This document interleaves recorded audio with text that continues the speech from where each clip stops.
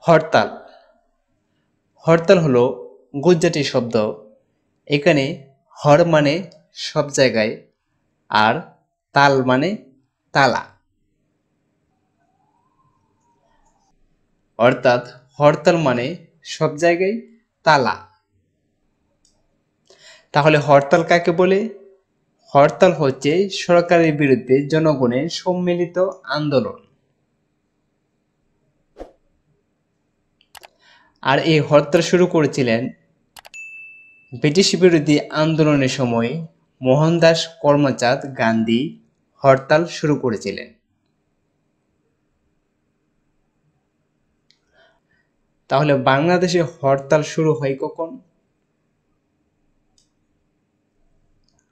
1948 সালে বাংলাদেশে রাষ্ট্রভাষা করার দাবিতে তমুদ্দিন মজলিস প্রথম হরতাল ডাকার পর থেকে এদেশের রাজনীতিতে হরতাল বেশ প্রচলিত একটি কর্মসূচি।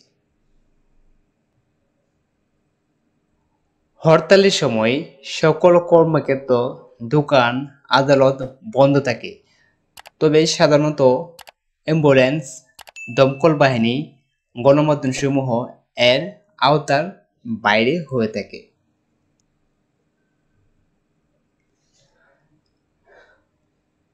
ওকে, থ্যাংক ইউ, আল্লাহ হাফেজ।